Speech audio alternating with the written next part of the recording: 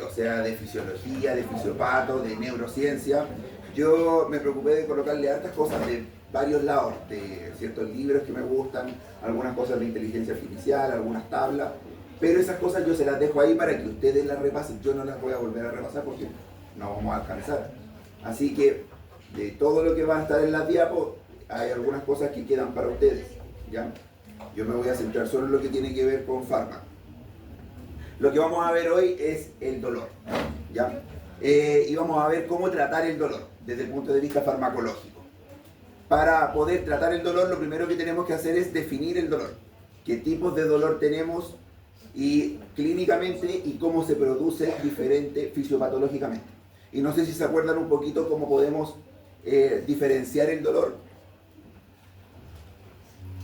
desde el punto de vista semiológico, como qué tipos de dolor hay.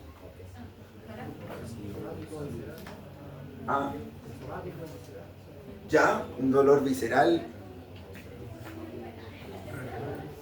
como referido. Bien, eso es desde el punto de vista clínico. Lo que nos interesa a nosotros es desde el punto de vista fisiopatológico. Y desde el punto de vista fisiopatológico lo vamos a separar así, ¿ya? Como un dolor nociceptivo o un dolor neuropático, ¿ya? ¿Qué es lo importante de esto? ¿Qué es lo importante de esto? Que uno es por un dolor, por una lesión tisular y el otro es por una lesión directa del nervio, ¿ya? Son dos cosas diferentes. En una hay un nervio que está dañado y que por eso duele, ¿cierto? Es lógico más o menos el mecanismo. Pero en el otro el nervio está intacto y lo que está dañado es lo que está alrededor del nervio, o sea, el tejido tisular. Y eso es el que por medio de varios mecanismos logra estimular al nervio, que está bueno. Entonces en uno tenemos un nervio bueno y en el otro un nervio malo. Por lo tanto, en ambos el mecanismo va a ser diferente, ¿ya? El mecanismo de acción. Y podemos tener también la mezcla de los dos, ¿verdad? Un esquema combinado. Ahora, vamos a subdividir esto. Tenemos una con nervio bueno y otra con nervio malo. Subdividamos este, que es con el nervio bueno. Lo podemos a su vez subdividir en dos tipos, cuando el nervio está bueno.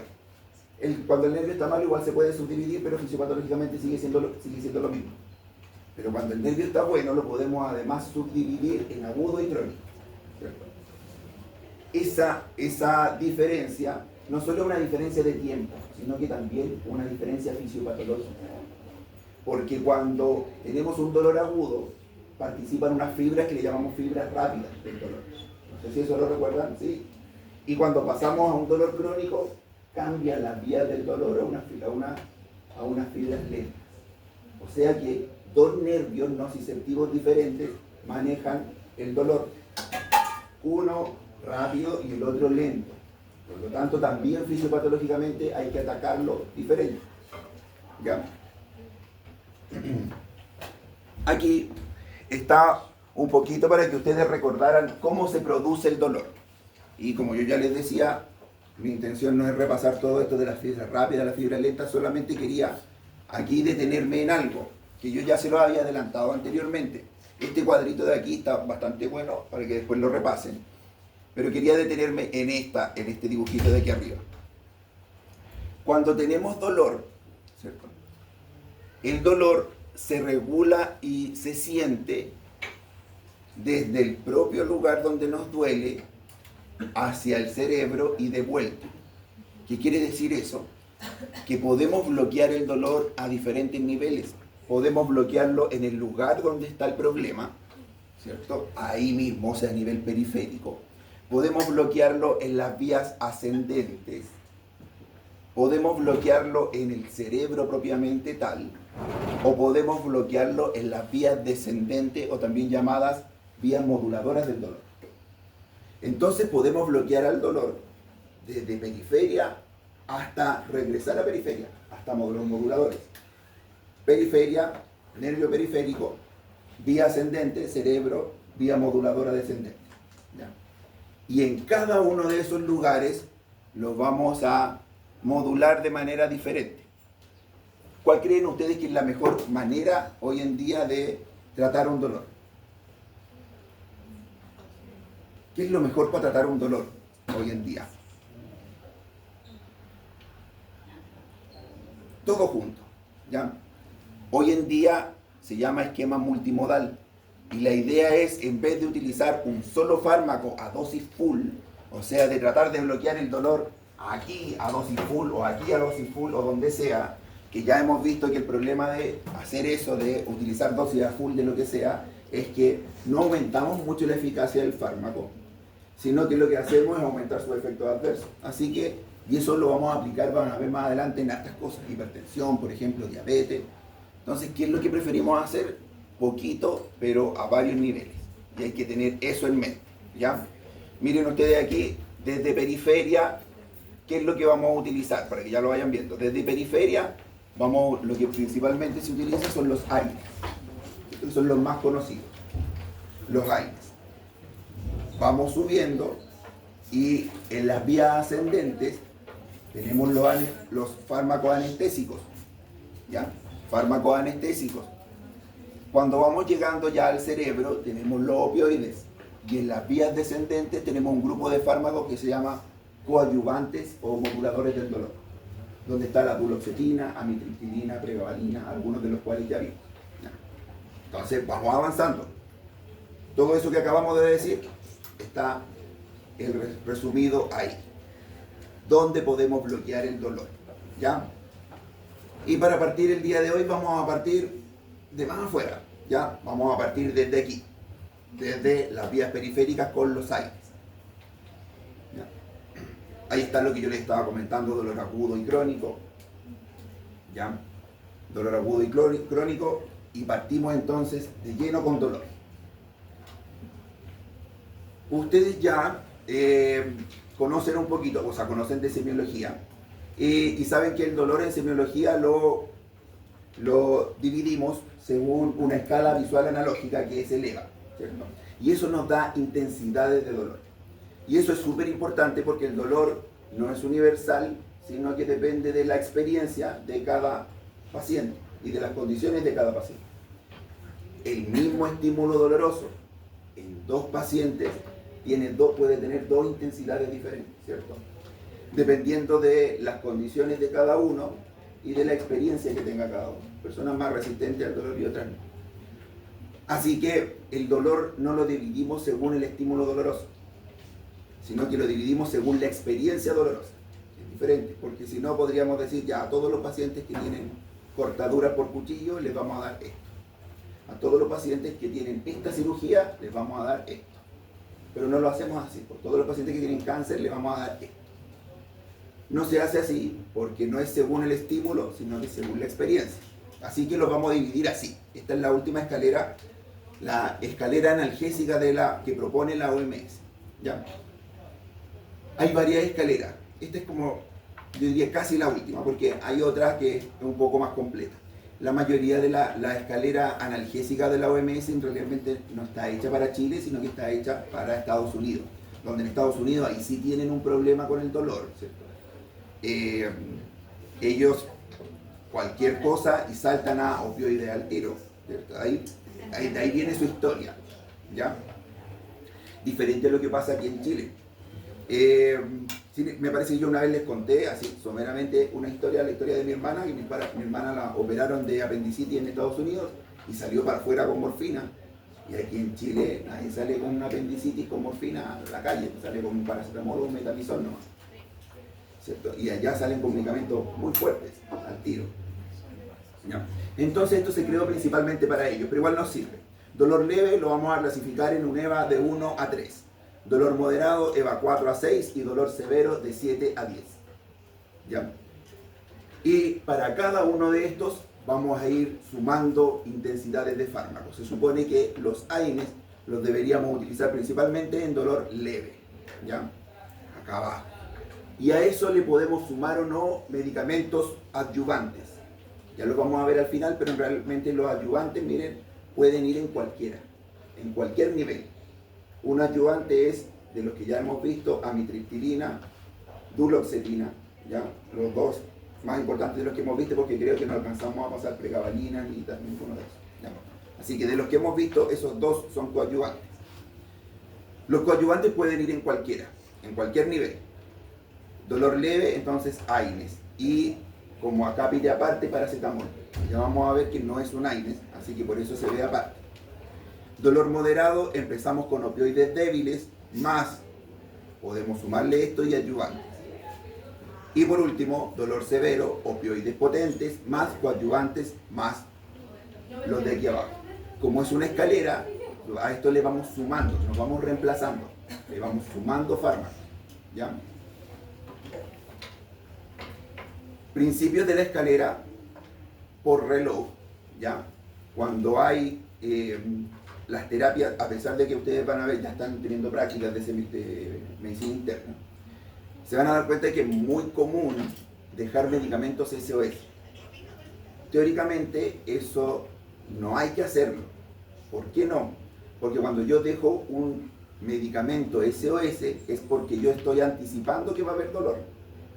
Según lo que dice la OMS, es que si yo ya sé que va a haber dolor, tengo que dejar los medicamentos desde antes, porque actúan mejor. Es mejor prevenir algo que curarlo. De hecho, para el fármaco es más fácil prevenir un dolor que tratar un dolor. Por eso se recomienda cualquier inicio de dolor, hay que iniciar al tiro. Alguien que sabe que tiene dolores de cabeza crónicos, no espere hasta que ya no aguante el dolor. Primer indicio de dolor y fármaco. Alguien que tiene dismenorrea, dolor en la menstruación, la primera puntada y debería usar un fármaco. No esperar hasta que ya no lo aguante, porque ahí va a tener que usar probablemente más dosis o más fármacos. ¿Ya?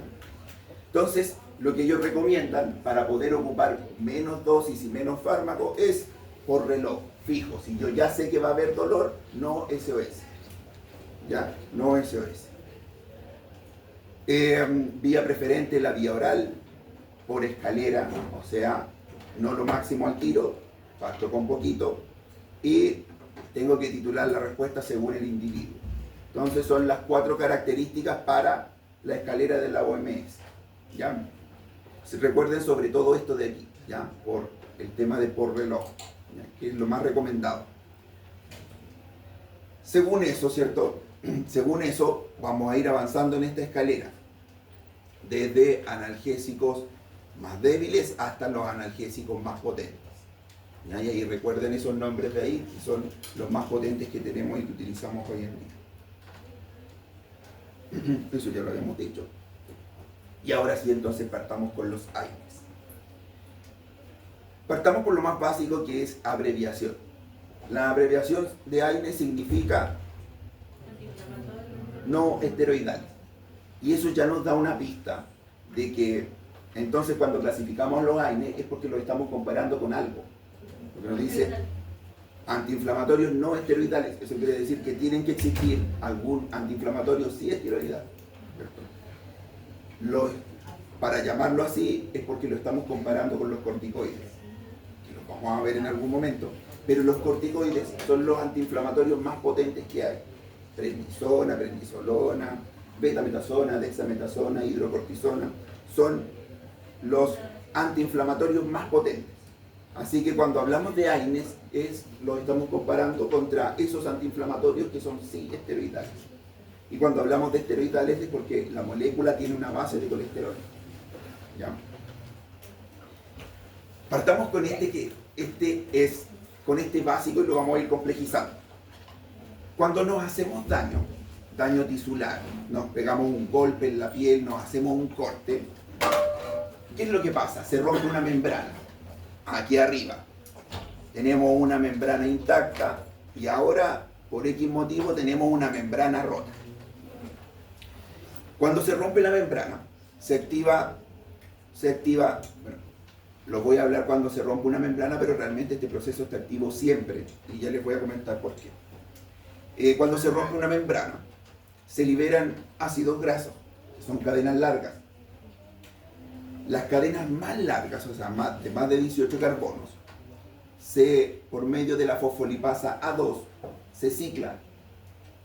O sea, esa cadena larga, esa cadena que es larga, la fosfolipasa A2 lo que hace es ciclarla, hacer esto, transformarla en esto. A eso le llamamos ácido araquidónico. El ácido araquidónico entonces es un ácido graso de cadena larga ciclado. ¿Quién hace eso? La fosfolipasa A2. Y aquí no aparece en este cuadrito, pero los corticoides, una de sus funciones, los corticoides como la betametasona, dexametasona, prednisona, bloquean a la fosfolipasa A2. O sea que los corticoides bloquean de aquí para abajo y los AINES bloquean mucho más abajo. Así que ahí ya tenemos una diferencia. ¿Y por qué los corticoides son tan potentes? O sea, inhiben todo desde muy arriba. En cambio los AINES más abajo. Bueno, cuando ya tenemos el ácido araquidónico, aquí tenemos dos caminos. Un camino patológico y un camino fisiológico. Camino fisiológico primero. Todos tenemos una enzima que se llama COX, la ciclooxigenasa. Hay varios tipos de COX. Las más importantes, COX-1, COX-2 y hay una COX-3 también. La COX-1 se llama COX-1 o constitutiva. Todos la tenemos, siempre funciona. ¿Y qué es lo que está haciendo esa COX-1? Agarrando el ácido araquidónico y transformándolo en algunas cosas, principalmente prostaglandinas. Las prostaglandinas que provienen de la COX-1 son beneficiosas. Nos ayudan, por ejemplo, a producir secreción mucosa gástrica. O sea, y eso nos ayuda a su vez a no hacer úlcera gástrica. Nos ayuda a regular el flujo sanguíneo renal. Nos ayuda a la vasoconstricción y la vasodilatación. Y además de eso nos ayuda a que las plaquetas se aglutinen, ¿ya? O se agreguen. La idea es que siempre esté funcionando. El problema pasa con la COX-2. La COX-2 se llama COX-2 o inducida. ¿Por qué? Porque se induce cuando hay un proceso patológico. Un corte, un golpe, una infección, cualquiera de esas cosas hace que se active la COX-2, que no está siempre activa. ¿Y qué es lo que hace la COX-2? Agarra este ácido araquidónico y lo transforma también en moléculas como prostaglandinas, pero ahora estas moléculas no tienen funciones fisiológicas, sino que tienen funciones patológicas. Patológicas entre comillas porque realmente estas funciones tienen una función fisiológica. Cuando nosotros pensamos en inflamación, siempre pensamos que la inflamación es algo malo, pero la inflamación en realidad nos está ayudando a curar un proceso. La fiebre nos está ayudando a curar un proceso. La dolor nos está ayudando a curar un proceso. Entonces, cuando se activa la COX-2, se toma el ácido araquidónico y se transforma en prostaglandinas, que las prostaglandinas participan en la inflamación, el dolor y la fiebre. Por eso, todos los AINES tienen tres funciones: antiinflamatorio, analgésico y antipirético. Porque todos los AINES bloquean la COX-2. Entonces lo que hace un AINES es bloquear específicamente esta de aquí. Si bloqueamos eso, entonces no se puede producir prostaglandinas que participan en la inflamación, el dolor y la fiebre. Porque las mismas participan en los tres procesos. Por eso todos los AINES tienen tres funciones: analgésico, antipirético y antiinflamatorio. Ahora de aquí no solo salen prostaglandinas, sino que salen tres cosas. Vamos a ir complejizando este cuadro. Salen prostaglandinas, leucotrieno y tromboxanos. Que vamos a ver las funciones de cada uno. Todo esto que estoy hablando es fundamental. Va a ser preguntado de una u otra manera en todos lados, ¿ya? Así que si se van a distraer, distráiganse después de estas dos diapositivas, ¿ya? Si no van a tomar apuntes, dejen de tomar apuntes después de estas dos diapositivas, porque este cuadro es el que nos va a ayudar en toda la clase y nos va a acompañar a lo largo de toda la vida, ¿ya? Así que toda su maquinaria mental aquí. Ya. Entonces, los AINES, su función principal entonces es bloquear la COX-2. Porque si bloqueamos la COX-2, no se producen prostaglandinas que participan en esos tres procesos. Y aquí viene el gran problema de los AINES. es que ha sido muy difícil encontrar un AINES que bloquee solo la COX-2. ¿Cuál es el problema? La mayoría bloquea esta y esta al mismo tiempo. Y ahí aparece un grupo que se llama AINES no selectivos, ¿ya? Que son los más antiguos y son casi cualquiera que a ustedes se les ocurra. Entonces tenemos los 1 AINES no selectivos. Con el tiempo aparecieron otros que tampoco eran selectivos, pero eran preferentes. O sea que le daban más a la COX-2 que a la 1, pero igual inhibían la 1. Y ahí aparecieron unos que eran AINES de acción preferente contra COX-2. Y últimamente aparecieron los selectivos COX-2. Ya. Entonces tenemos 3 grupos de AINES: no selectivos, preferentes y selectivos COX-2. Cuando llegamos aquí, a este punto, se pensó que ya estaba todo listo. Teníamos el fármaco perfecto.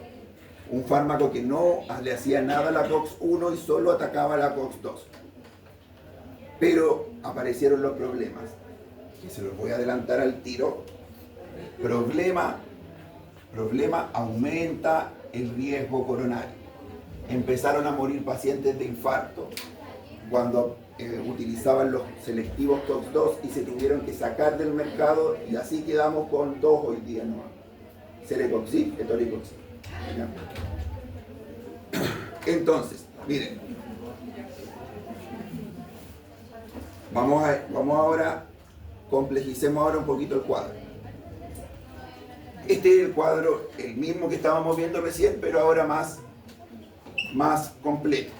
Partamos de nuevo de arriba, ven, fosfolipasa, tenemos el ácido araquidónico, las ciclooxigenasas, COX-1 y COX-2, y aquí ya tenemos lo que yo les comentaba. La COX-1 y la COX-2 lo que hacen es sintetizar prostaglandinas, ya, las tenemos ahí y las tenemos acá, además tromboxanos y además leucotrienos. Y vamos a adelantarnos un poco a algunas cosas, porque este cuadro nos va a servir. Leucotrienos, miren en lo que participan los leucotrienos. ¿Qué dice ahí? Broncoespasmo. ¿Y qué paciente tiene broncoespasmo? Los asmáticos. Y ahí aparecen un grupo de fármacos que se llama antileucotrieno, como el montelukast. Por lo tanto, si bloqueamos a los leucotrienos, apareció ese grupo de fármacos, que los vamos a ver más adelante, que nos ayudan en esos pacientes. Miren lo que hace el tromboxano A1 principalmente y el A2.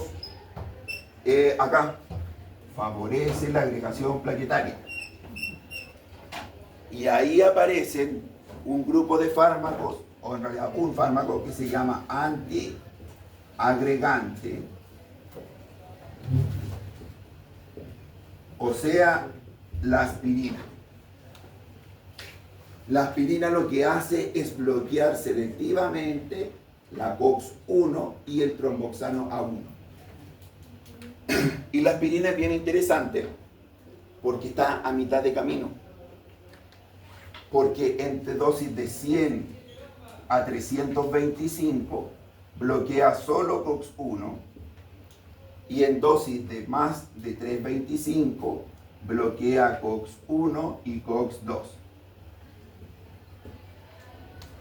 O sea que entre 100 y 325 sirve como antiagregante plaquetario, la aspirina, y en más de 325 sirve como analgésico, antipirético y antiinflamatorio. Pero prácticamente ya nadie lo ocupa para eso, y lo ocupamos acá por varios riesgos que tiene. Y por otro lado, las prostaglandinas, ya están ahí.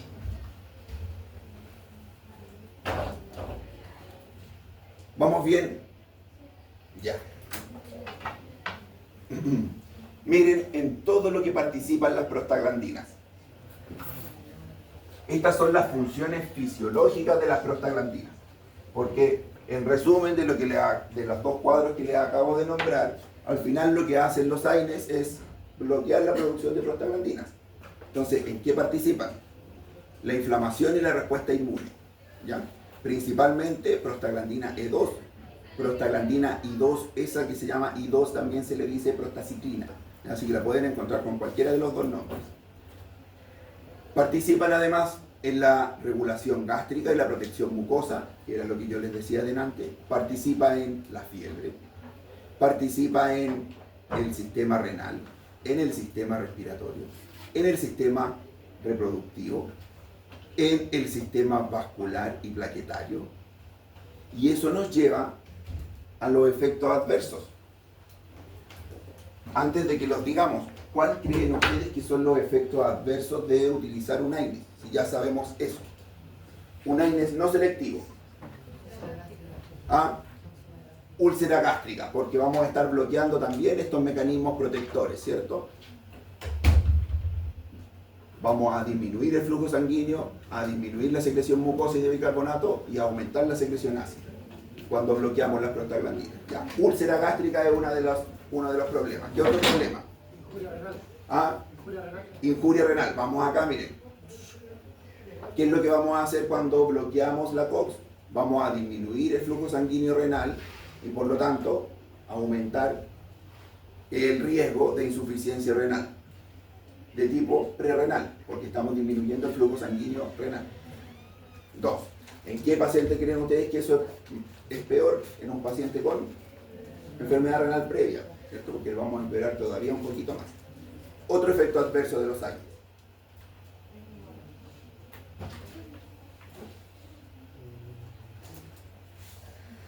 Función plaquetaria.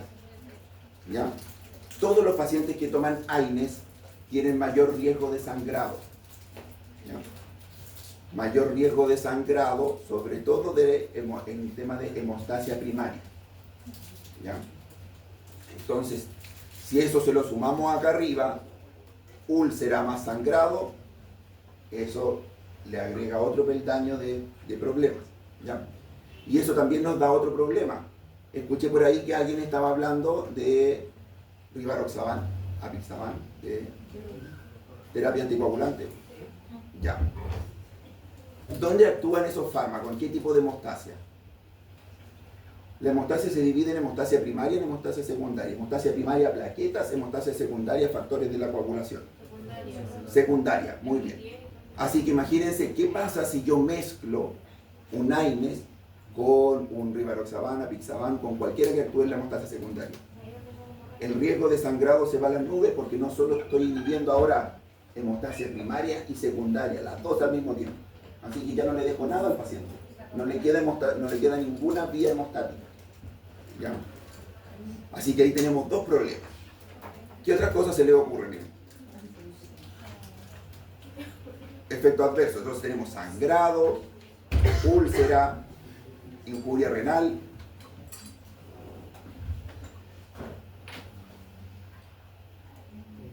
¿No se les ocurre nada más?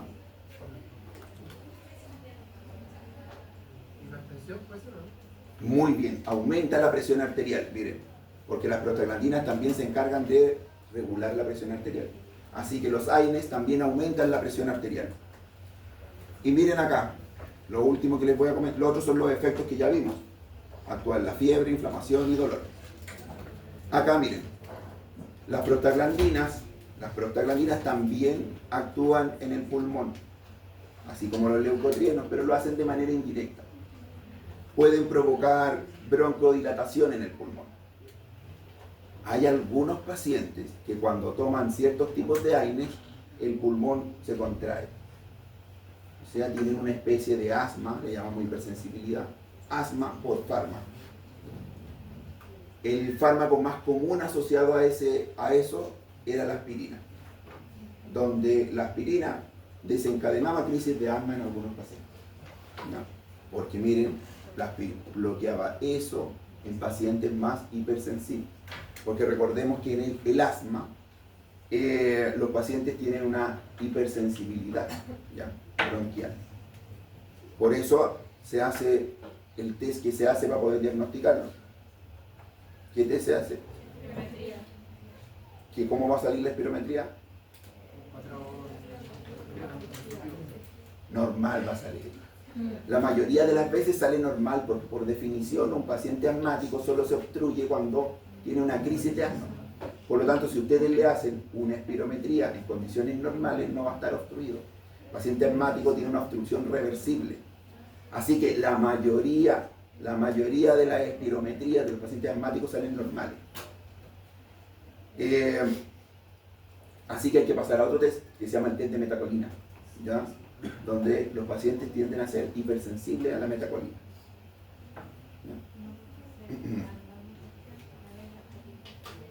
Entonces, eso mismo que ustedes me han dicho, miren, me han dicho, es lo que aparece en esta tablita.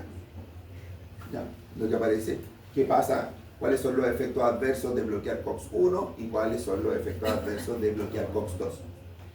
Y ahí no lo nombré completo, pero hay un problema, y es que la COX-2 se encarga de provocar vasodilatación en los vasos coronarios, y la COX-1 se encarga de provocar vasoconstricción en los vasos coronarios.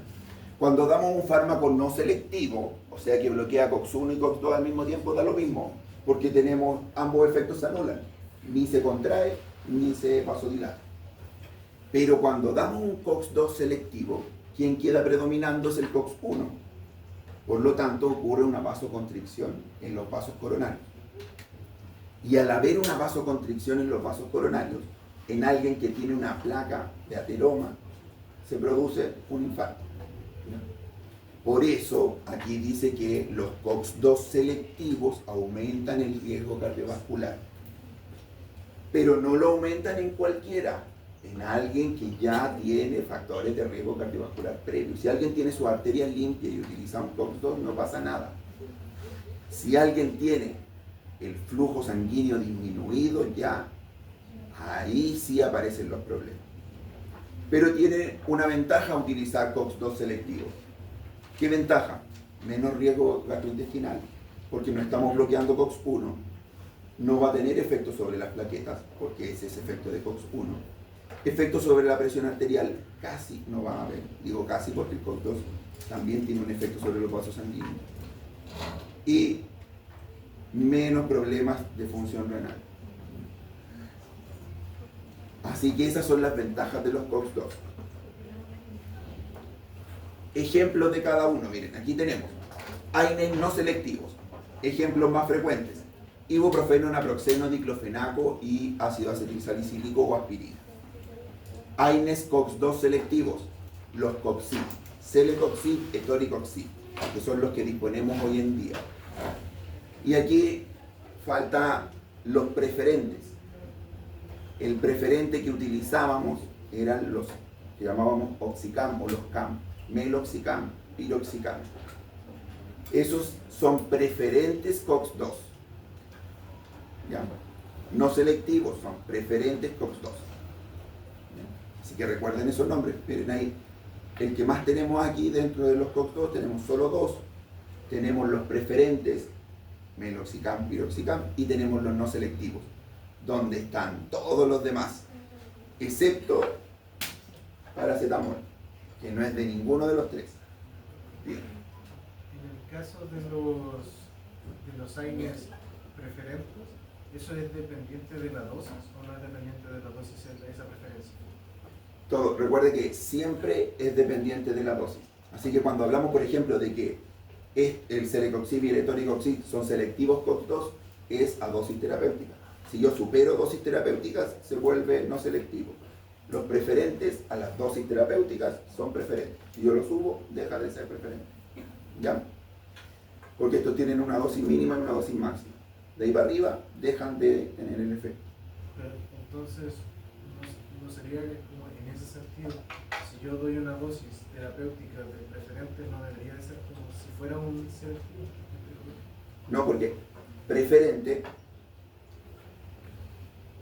hay algo que yo no creo que no lo alcancé a hablar cuando hablamos farmacodinámica y farmacocinética, que es que cuando tenemos algo que se llama receptores de reserva, iba en las diapos, sí, pero no lo alcancé a decir, pero que se llama reserva.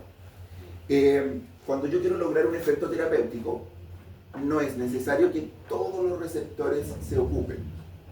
Basta que un 20%, supongamos, de los receptores se ocupen para que ocurra un efecto. ¿Ya? Cuando yo hablo de no selectivos, ambos, COX-1 y COX-2, se ocupan por igual. Este, supongamos, un 20% y este un 20% de receptores. Y eso es suficiente para que ambos funcionen por igual. Cuando yo hablo de preferentes, de preferente, hablo que COX-2, 20% y este 5%. Y cuando yo hablo de selectivo, en teoría, y digo en teoría, hablo de 20 y 0. ¿Ya? Digo en teoría porque siempre, la mayor parte de las veces igual hay una pequeña activación. ¿Ya? Pero en teoría es 0. Entonces, esas son las tres condiciones diferentes que tenemos. Selectivo, no selectivo y preferente. ¿Ya?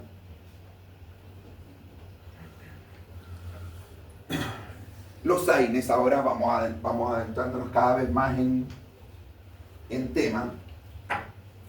Todos vienen de un ácido débil. ¿Ya? De un ácido débil. Y por eso los clasificamos según el ácido del cual vienen. Tenemos los salicilatos, donde está la aspirina, que viene del ácido acetil salicílico. Los derivados del ácido propiónico, donde está el ibuprofeno, el naproxeno y el ketoprofeno. Los derivados del ácido acético, donde está el diclofenaco, la indometacina y el ketorolaco. Los oxicam, piroxicam, meloxicam. Y los inhibidores selectivos COX-2, que no vienen de un ácido débil, así que esos quedan aparte. Pero estos de aquí arriba, ¿para qué creen ustedes que me sirve saber eso? ¿Ah? Podríamos agregar uno aquí, miren, ahí en los salicilatos. Aquí falta el clonixinato. Ahí, para que lo agregue. Clonixinato de glicina, que también pertenece a ese grupo. O es similar a ese grupo, que es el nefercin. ¿Para qué creen que sirve saber eso? Para nada, para la prueba no. No, ¿para qué sirve esto? Es que... ¿Qué pasa si soy alérgico a un AINES? ¿Soy alérgico a todos los AINES? No. Probablemente, pero puede ser que sea alérgico a todos los AINES. Ya, pero probablemente soy alérgico a todos los AINES del mismo grupo. Porque estructuralmente todos los AINES del mismo grupo son similares. Y AINES de grupos diferentes son estructuralmente diferentes. Por lo tanto, si yo soy alérgico al ibuprofeno, debería evitar el ibuprofeno, el naproxeno y el ketoprofeno. Y tal vez elegir uno de aquí o uno de acá. Si soy alérgico al ketorolaco, debería evitar la indometacina y el diclofenaco y tal vez elegir uno de acá y uno de acá. ¿Ya? Así que para eso básicamente me sirve el saber en qué grupito está cada uno. ¿Ya? Además de eso, a pesar de que todos son antiinflamatorios, antipiréticos y analgésicos, tienen diferente potencia. Los efectos son diferentes. ¿Por qué? Porque unos son más afín con unos receptores que están en unos lugares del cuerpo y otros son más afín con receptores de otros lugares del cuerpo. Por ejemplo, cuando hablamos del ácido mefenámico, que lo utilizamos en la dismenorrea, también lo podríamos utilizar en dolor de cabeza o en alguien me pegó una patada, también puedo ocuparlo en una inflamación en cualquier parte. Pero generalmente se ocupa más en dolor menstrual porque tiene mejor llegada a esa zona y a esos receptores. ¿Ya? Entonces miren los efectos de estos fármacos. Ibuprofeno, potencia analgésica alta, potencia antipirética alta, la potencia antiinflamatoria media. comparado con el diclofenaco, ¿cierto? Que tiene más efecto analgésico y antiinflamatorio, comparado con el naproxeno, que lo que más tiene es antiinflamatorio, y miren el ketorolaco, ¿ya? Entonces, si ustedes se dan cuenta, lo que varía es sus cualidades, varía su potencia en relación a analgesia, antiinflamatorio y antipirético. ¿Doctor? Esto, digamos, Pregunta si tienen como distintas propiedades cada uno de los AINES, ¿representa un beneficio como darlos combinados? Por ejemplo, ibuprofeno y naproxeno. no. ¿No? No. Solamente la discusión. De hecho, vamos a hablarlo de que si queremos mezclar, tenemos que mezclar dos de mecanismos de acción diferentes. Siempre dos de mecanismos de acción diferentes, no podemos mezclar dos que tengan el mismo mecanismo de acción. Esto que yo les estoy mostrando de acá es súper teórico y depende de muchísimas cosas. Depende de a dónde vaya el fármaco, cuánto tiempo, depende de muchas cosas. El efecto analgésico, antiinflamatorio, antipirético. Así que esto es súper general. En la realidad, se supone que todos los AINES, y esto de manera, si ustedes leen un paper acerca de AINES, hacen un diplomado de analgesia, hay algo que se llama techo analgésico. Y todos los AINES, se supone que a dosis equivalentes, tienen el mismo techo analgésico. No importa qué tanto suba la dosis, todos llegan a la misma analgesia, ¿ya? Dentro de su rango, obviamente, porque ibuprofeno lo damos, podemos dar en dosis de 600 cada 6, o sea, 4 veces al día. Así que llegamos a 3.200 miligramos al día y ketorolaco viene de 10 miligramos, así que damos 30, 60, por eso digo dentro de su rango. No a dosis iguales, no puedo llegar yo con ketorolaco a 3.200, igual que con ibuprofeno. Entonces, a eso le llamamos techo analgésico. Y de ahí para arriba, no importa qué tanto aumente el fármaco, no va a dar más analgesia. Sí van a empezar a aumentar los efectos adversos. ¿Ya? Así que, para términos teóricos, hay diferente potencia. Para términos prácticos, funcionan todos a igual potencia, a igual eficacia. ¿Ya? Así que, para términos prácticos, todos llegan a ese mismo techo. Pero ¿por qué lo ocupamos más en algunas cosas y en otras? Porque farmacocinéticamente llegan mejor a algunos lugares que a otros. Y miren, aquí están los usos principales de cada uno. ¿Ven? Las dosis típicas, las vías de administración y los usos principales. Otra cosa importante, como ya les comenté, llegan mejor a algunos lugares que a otros, ¿cierto? Los fármacos. Y dentro de eso el naproxeno es el más gastrolesivo. O sea, si alguien tiene una úlcera o una gastritis, el naproxeno le va a destrozar el estómago. Tanto así que las presentaciones mejores de naproxeno vienen con omeprazol en la misma pastilla. ¿Ya? Pero el naproxeno es el más cardioprotector. Si queremos darle algo a alguien que ya tuvo un infarto, tal vez el naproxeno es la mejor opción. Y viceversa, ¿se acuerdan que lo acabamos de nombrar? El más cardiolesivo son los COX-IF, pero es el más gastroprotector. O sea, todo lo contrario del naproxeno. Ahí tenemos los dos extremos. Más cardioprotector, menos cardioprotector, más gastrolesivo y menos gastrolesivo. Aquí nuevamente está lo mismo, miren la clasificación según el ácido del cual deriva cada uno, y acá la potencia antipirética, antiinflamatoria y analgésica. Encontré que se veía más, era más fácil de aprender de esta manera. ¿Ya? ¿Cómo van hasta ahí? ¿Bien? Break. A ver. Ya, break.